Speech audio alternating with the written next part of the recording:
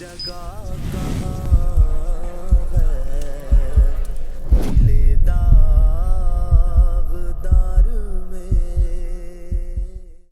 الحمد للہ رب العالمین والصلاة والسلام علی خاتم النبیین اما بعد فاعوذ باللہ من الشیطان الرجیم بسم اللہ الرحمن الرحیم۔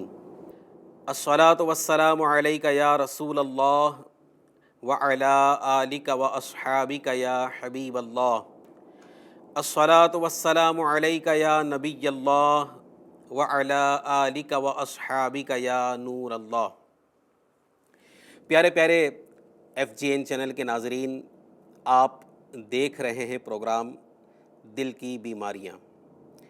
آج بھی انشاءاللہ عز و جل دل کی کسی ایک بیماری کے حوالے سے انشاءاللہ عز و جل کچھ عرض کرنے کی کوشش کروں گا۔ آئیے اس سے پہلے پیارے آقا مکی مدنی مصطفیٰ صلی اللہ علیہ وآلہ وسلم پر درود پاک پڑھنے کی ایک فضیلت سنتے ہیں۔ اللہ پاک کے پیارے پیارے آخری نبی مکی مدنی محمد عربی صلی اللہ علیہ وآلہ وسلم کا فرمان عالی شان ہے، مجھ پر درود پڑھو اللہ پاک تم پر رحمت بھیجے گا۔ صلو علی الحبیب صلی اللہ تعالی علی محمد وعلی آلہ واصحابہ وبارک وسلم صلاۃ و سلاما علیک یا رسول اللہ صلی اللہ علیہ وآلہ وسلم۔ پیارے پیارے ناظرین کرام، آج دل کی جس بیماری کا ذکر ہونا ہے وہ بیماری کس قدر خطرناک ہے اور آخرت کے لیے کتنی تباہ کن ہے، اس کا اندازہ اس حدیث پاک سے لگائیے۔ حضور نبی کریم رؤوف الرحیم صلی اللہ علیہ وآلہ وسلم نے ارشاد فرمایا، حسد سے دور رہو، کیونکہ حسد نیکیوں کو اس طرح کھا جاتا ہے جس طرح آگ سوکھی لکڑی کو۔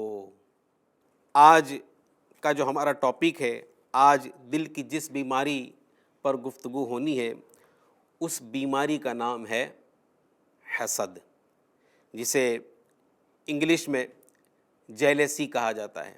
تو حسد کہتے کسے ہیں؟ حسد کا مطلب کیا ہے؟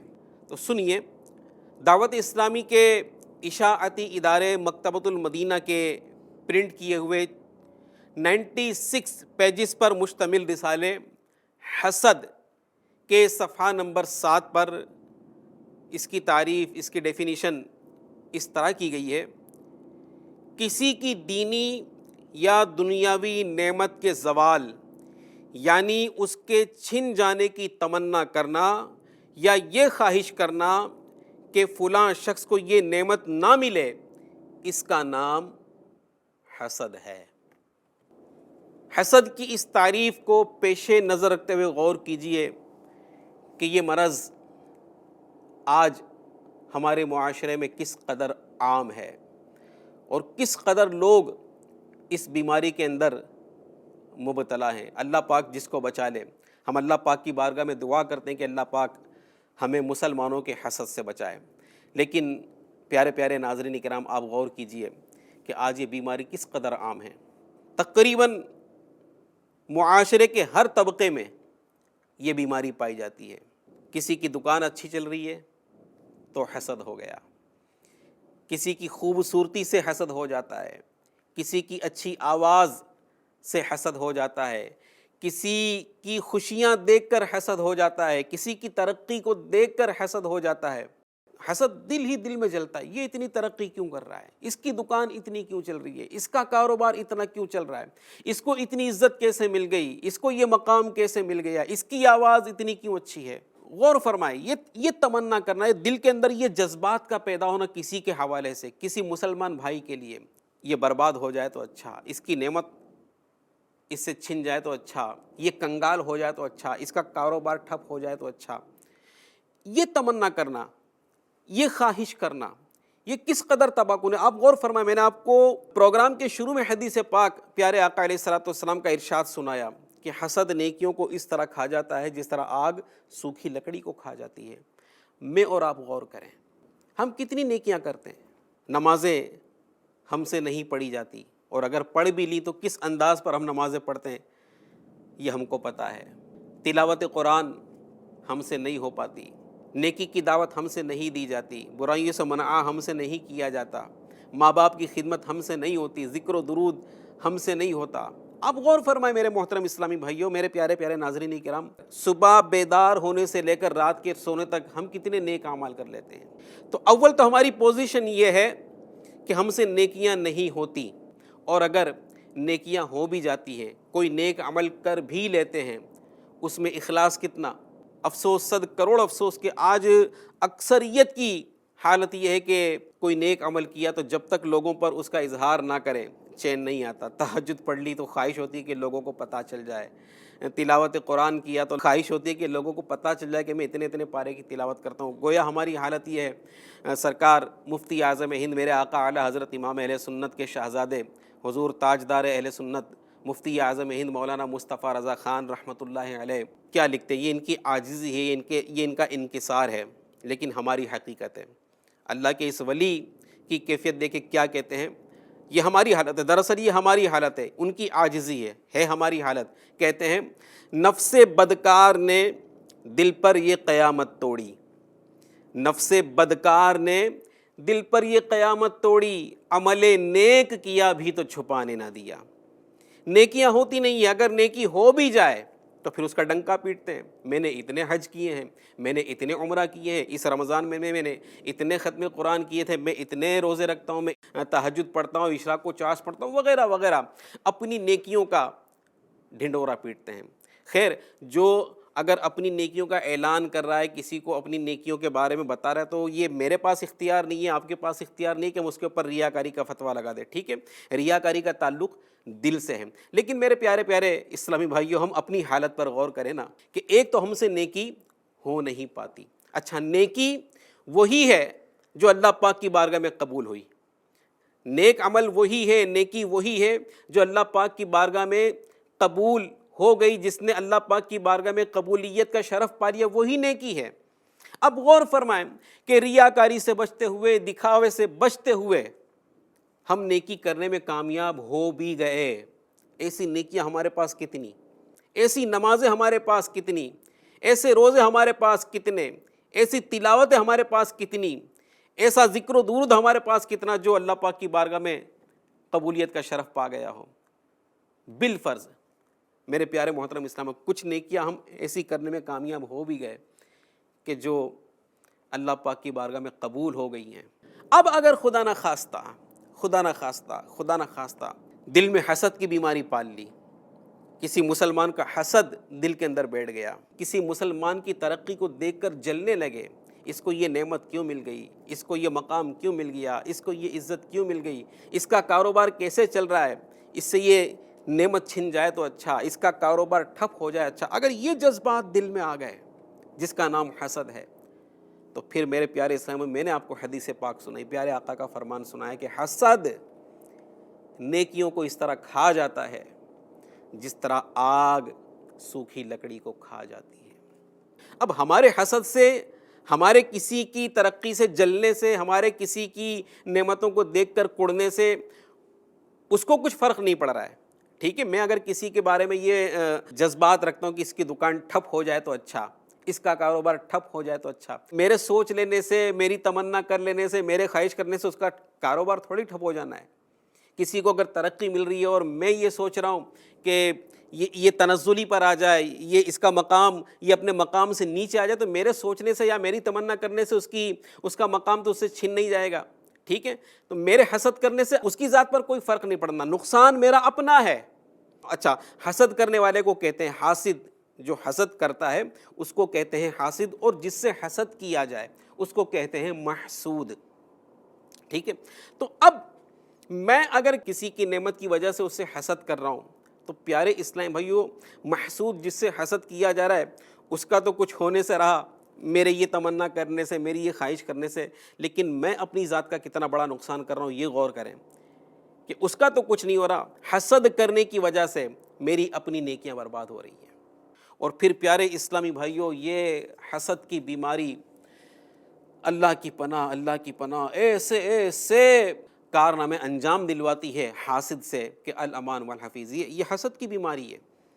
یہ حسد کی بیماری ہے جو بندے کو سازشوں کی طرف لاتی. جس سے حسد ہو گیا اب اس کی نعمت دیکھی نہیں جا رہی، اس کی خوشیاں دیکھی نہیں جا رہی، اس کی ترقی دیکھی نہیں جا رہی، اس کا مقام دیکھا نہیں جا رہا، اس کا خوش ہونا دیکھا نہیں جا رہا. تو کس طرح اس کی خوشیاں چھن جائیں، کس طرح یہ اپنے مقام سے نیچے آ جائے، کس طرح یہ ڈی گریڈ ہو جائے، کس طرح یہ ذلیل ہو جائے. اس کو ذلیل کرنے کے لیے، اس کو ڈی گریڈ کرنے کے لیے بسا اوقات حاسد جو ہے وہ اس کے لیے سازشیں تیار کرتا ہے، اس کو بدنام کرنے کی کوشش کرتا ہے، اس کے لیے سازشوں کے جال بنتا ہے.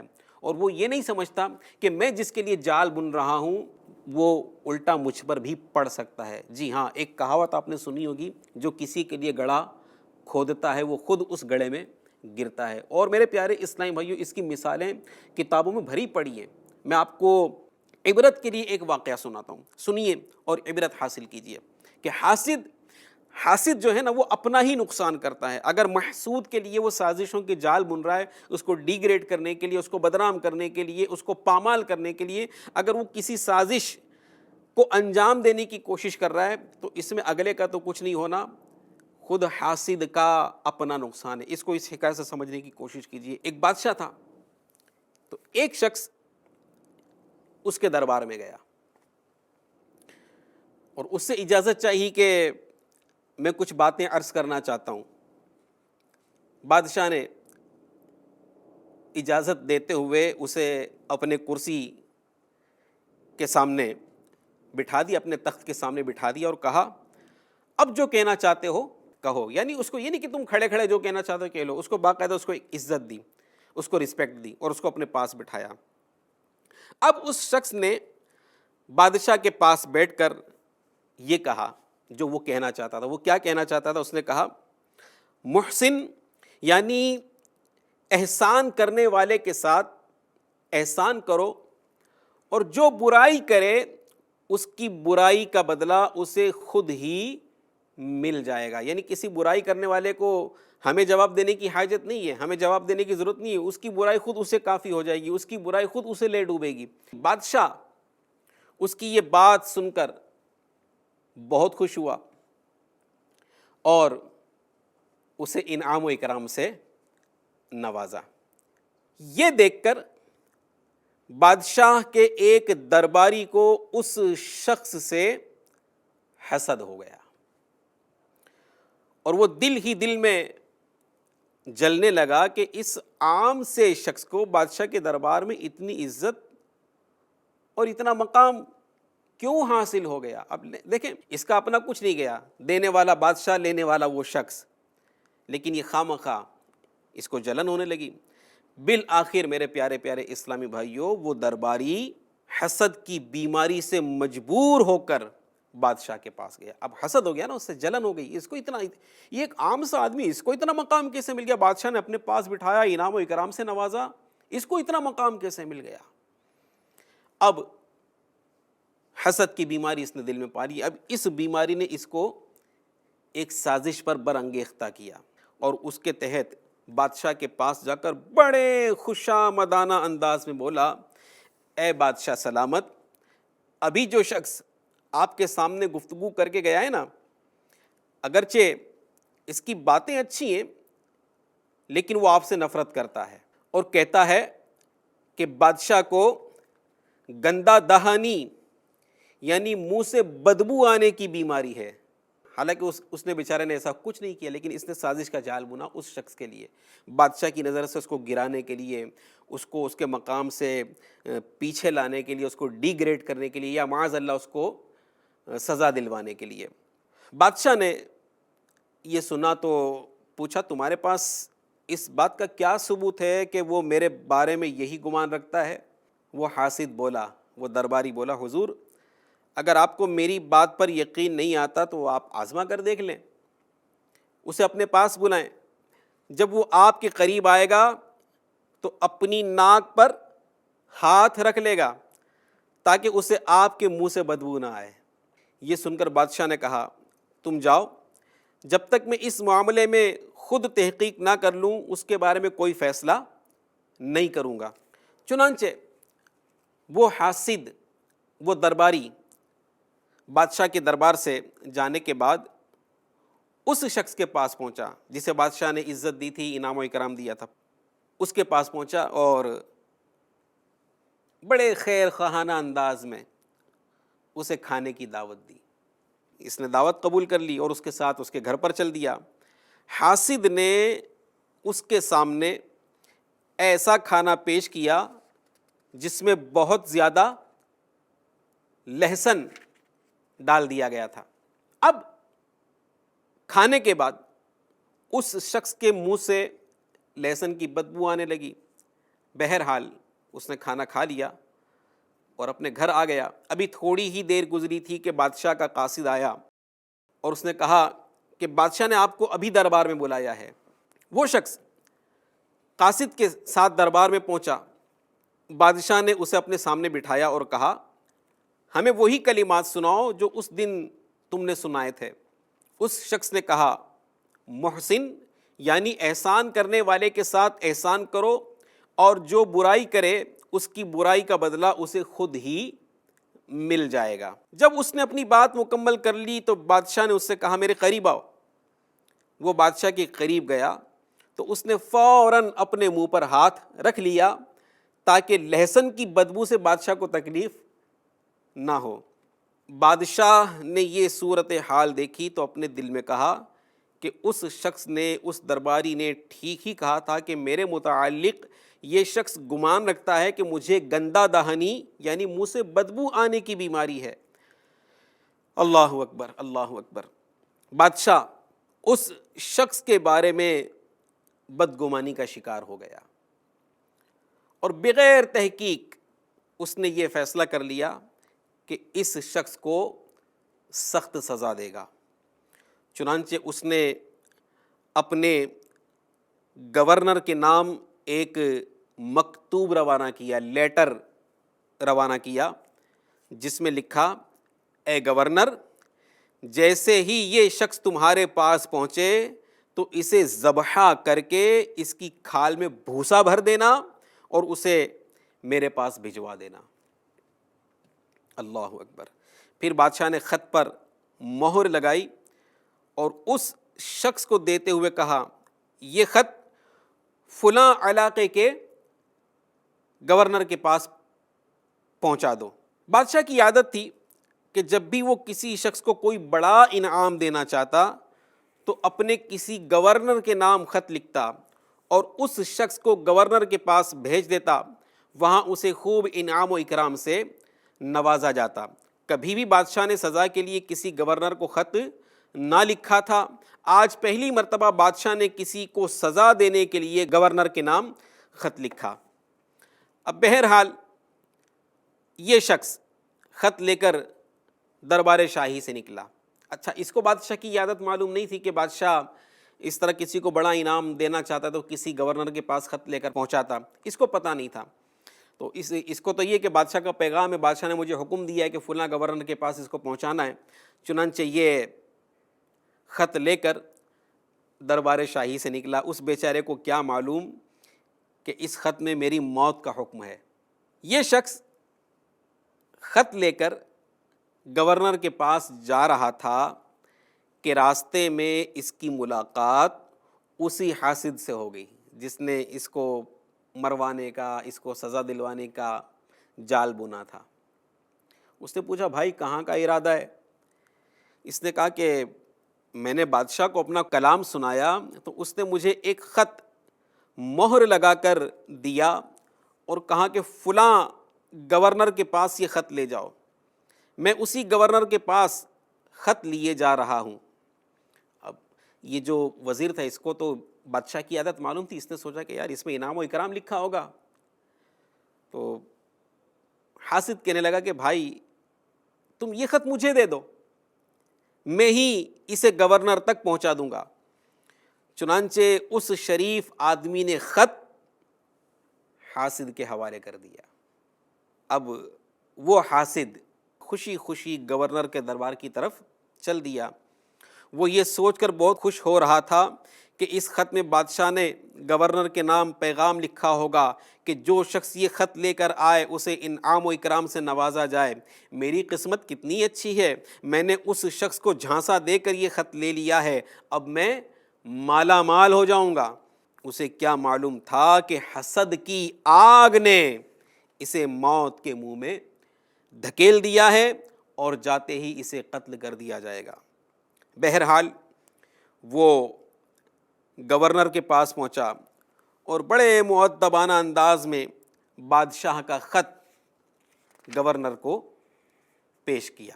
گورنر نے جیسے ہی خط پڑھا تو پوچھا، اے شخص، کیا تجھے معلوم ہے کہ اس خط میں بادشاہ نے کیا لکھا ہے؟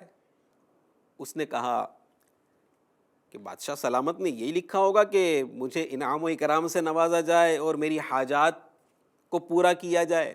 گورنر نے یہ سن کر کہا، اے نادان شخص، بادشاہ نے اس خط میں مجھے حکم دیا ہے کہ جیسے ہی یہ شخص خط لے کر پہنچے اسے ذبح کر دینا اور اس کی کھال اتار کر اس میں بھوسا بھر دینا، پھر اس کی لاش میرے پاس بھجوا دینا۔ اللہ اکبر۔ پیارے پیارے ناظرین کرام، یہ سن کر اس حاسد کے تو ہوش اڑ گئے، اس کی سٹی بٹی گم ہو گئی۔ وہ گڑ گڑا کر کہنے لگا، خدا کی قسم، یہ خط میرے بارے میں نہیں لکھا گیا بلکہ یہ تو فلاں شخص کے متعلق ہے، بے شک آپ بادشاہ کے پاس کسی کو بھیج کر معلوم کر لیں۔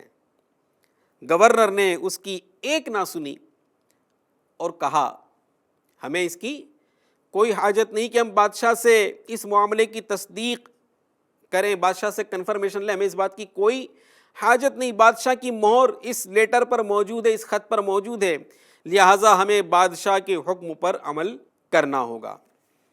اتنا کہنے کے بعد اس شخص نے جلاد کو حکم دیا اور اس حاسد شخص کو ذبح کر کے اس کی کھال اتار کر اس میں بھوسا بھر دیا گیا۔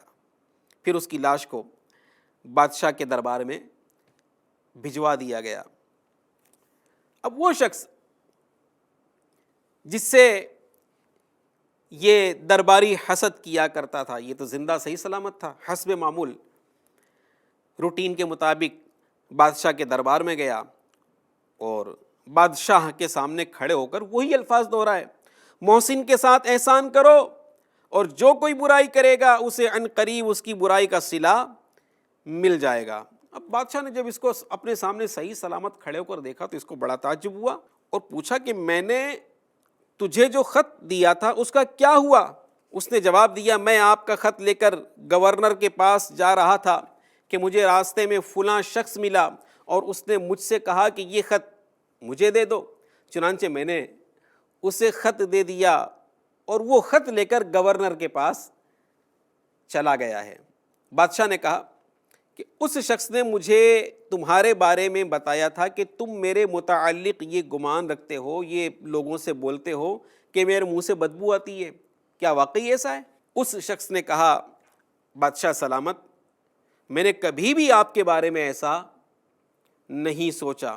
تو بادشاہ نے پوچھا، جب میں نے تجھے اپنے قریب بلایا تھا تو تو نے اپنے منہ پر ہاتھ کیوں رکھ لیا تھا؟ اس شخص نے جواب دیا، بادشاہ سلامت، آپ کے دربار میں آنے سے کچھ دیر قبل اس شخص نے میری دعوت کی تھی اور کھانے میں مجھے بہت زیادہ لہسن کھلا دیا تھا جس کی وجہ سے میرا منہ بدبودار ہو گیا۔ جب آپ نے مجھے اپنے قریب بلایا تو میں نے یہ بات گوارا نہ کی کہ میرے منہ کی بدبو سے آپ کو تکلیف پہنچے، اسی لیے میں نے اپنا ہاتھ اپنے منہ پر رکھ لیا تھا۔ جب بادشاہ نے یہ سنا تو کہا، اے خوش نصیب شخص، تو نے بالکل ٹھیک کہا، تیری یہ بات بالکل سچی ہے کہ جو کسی کے ساتھ برائی کرتا ہے اسے عن قریب اس کی برائی کا بدلہ مل جائے گا۔ اس شخص نے تیرے ساتھ برائی کا ارادہ کیا اور تجھے سزا دلوانی چاہی، لیکن اسے اپنی برائی کا صلہ خود ہی مل گیا۔ سچ ہے کہ جو کسی کے لیے گڑھا کھودتا ہے وہ خود ہی اس میں جا گرتا ہے۔ اے نیک شخص میرے سامنے بیٹھ اور اپنی اسی بات کو دہرا۔ چنانچہ وہ شخص بادشاہ کے سامنے بیٹھا اور کہنے لگا، محسن کے ساتھ احسان کرو اور برائی کرنے والے کو عن قریب اس کی برائی کی سزا خود ہی مل جائے گی۔ میرے پیارے پیارے ناظرین کرام، یہ ہے حسد کا انجام۔ حسد کرنے والا کسی کا برا کیا کرے گا، وہ خود برباد ہو جاتا ہے۔ کسی کی بربادی چاہنے والا خود برباد ہو جاتا ہے۔ کسی کو ذلیل کرنے کی خواہش کرنے والا خود ذلیل ہو جاتا ہے۔ کسی کو تکلیف پہنچنے کی خواہش کرنے والا بسا اوقات خود تکلیف میں مبتلا ہو جاتا ہے۔ میرے پیارے پیارے اسلامی بھائیوں، اس سے یہ پتہ چلا کہ حسد یہ اتنی خطرناک بیماری ہے کہ جو اپنے ساتھ اور بھی بہت ساری بیماریاں لے کر آتی ہے۔ دیکھا نا آپ نے، جس سے حسد ہو جاتا ہے، اب یہ حسد اس کی غیبت کرنے پر ابھارے گا، یہ حسد اس کی چغلی کرنے پر ابھارے گا، یہ حسد اس پر بہتان کرنے پر ابھارے گا۔ اب میرے پیارے پیارے اسلامی بھائیوں، یہاں سوچنے کا یہ مقام ہے کہ اتنی تباہ کار یہ بیماری ہے، ایک تو نیکیوں کو کھا جاتی ہے، اور پھر حاسد جو ہوتا ہے نا میرے محترم اسلامی بھائیوں، حاسد جو ہوتا ہے، جو جیلیسی کی بیماری جس کو لگ جاتی ہے، آخرت تو اس کی تباہ ہو رہی ہے، اس میں کوئی شک نہیں ہے، اس کا اپنا سکون برباد ہو جاتا ہے۔ جی ہاں، اس کا اپنا سکون برباد ہو جاتا ہے۔ یہ جس سے حسد کر رہا ہے، اس کو کوئی خوشی ملی تو یہ غمگین ہو جاتا ہے، اس کو کوئی ترقی ملی تو یہ ٹینشن میں آ جاتا ہے، اس کو کوئی مقام مل گیا تو یہ پریشان ہو جاتا ہے، ترقی اس کو مل رہی ہے، پریشان یہ ہو رہا ہے، آگے وہ بڑھ رہا ہے، ٹینشن میں یہ آ رہا ہے، پھر بسا اوقات اس کو بی پی کا مرض لگ جاتا ہے، شوگر کا مرض لگ جاتا ہے، چڑچڑاپن، غصے کی عادت، نہ جانے کتنی ساری بیماریاں یہ حسد اپنے ساتھ لے کر آتا ہے۔ سوچیں میرے پیارے پیارے اسلام بھائیوں، سوچیں، ذرا غور کریں، کسی کی ترقی سے اگر مجھے جلن ہو رہی ہے، کسی کے مال سے مجھے جلن ہو رہی ہے، کسی کا کاروبار اچھا چل رہا ہے اس سے مجھے حسد ہو رہا ہے، کسی کے گھر میں خوشیوں بھرا ماحول ہے، کسی کی عزت ہے، کسی کا مقام ہے، کسی کا مرتبہ ہے، اس کے مقام اور مرتبے سے میں مطلب کہ حسد کر رہا ہوں کہ اس کو اتنا مقام کیسے مل گیا، اس کو اتنی عزت کیسے مل گئی، کسی کی آواز اچھی ہے، نعت شریف، کیونکہ پیارے اسلامی یہ حسد جو ہے نا، یہ میں نے جیسے پروگرام کے شروع میں عرض کیا کہ یہ تقریباً ہر طبقے میں پائی جاتی ہے، کیا دنیاوی لوگ، کیا دیندار لوگ، جو دیندار لوگ نظر آتے ہیں، یہ بیماری ان لوگوں میں بھی پائی جاتی ہے۔ اب جیسے کسی کی آواز اچھی ہے، نعت شریف اچھی پڑھ رہا ہے، کلام اچھا پڑھ رہا ہے، تو بسا اوقات دوسرے نعت خوان کو اس سے حسد ہو جاتا ہے کہ اس کی اتنی اچھی آواز کیسی ہے۔ کوئی بیان اچھا کر لیتا ہے تو دوسرے بیان کرنے والے کو اس سے حسد ہو جاتا ہے کہ یہ اتنا اچھا بیان کیسے کر لیتا ہے، لوگ اس کے بیان کو اتنا پسند کیوں کرتے ہیں، لوگ اس کی نعت کو اتنی پسند کیوں کرتے ہیں، اس کی آواز بیٹھ جائے تو اچھا، اس کا گلا بیٹھ جائے تو اچھا، اللہ اکبر، نہ جانے یہ شیطان کیا کیا کیا کیا کیسی کیسی مطلب کہ تباہیوں میں مبتلا کر دیتا ہے۔ ایک لمحے کے لیے سوچیں، اپنی اس بیماری پر غور کریں جو ہم نے اپنے دل میں پال رکھی ہے، کسی مسلمان سے حسد کرنے کی۔ اب کوئی مالدار ہے، کسی کو اللہ پاک نے مال کی نعمت سے نوازا ہے